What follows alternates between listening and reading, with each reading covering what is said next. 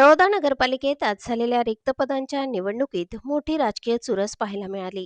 उपनगराध्यक्ष पदासाठी झालेल्या निवडणुकीकडे सर्वांचे लक्ष लागले होते.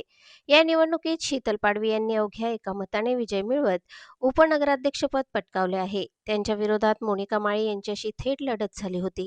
सुरुवातीला 3 उमेदवार रिंगणात होते, मात्र प्रत्यक्ष मतदानापूर्वी कपिल कर्णकार यांनी अर्ज मागे घेतला. यानंतर निवडणूक अधिकच चुरशीची ठरली.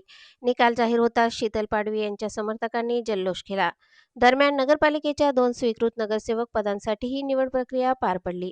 भाजप शिवसेना युतीकडून हितेंद्र क्षत्रिय यांची स्वीकृत नगरसेवक म्हणून निवड झाली, तर राष्ट्रवादी काँग्रेस पक्षाकडून गिरीधर सागर यांना संधी देण्यात आली. या निवडीमुळे नगरपालिकेतील राजकीय समीकरणांना नवे वळण मिळाले आहे. नवनियुक्त पदाधिकाऱ्यांचा सत्कारही करण्यात आला. शहराच्या विकासासाठी एकत्र काम करण्याचे आश्वासन यावेळी देण्यात आले. तळोदा नगरपालिकेच्या राजकारणात या निवडीमुळे नव्या हालचालींना वेग आला आहे.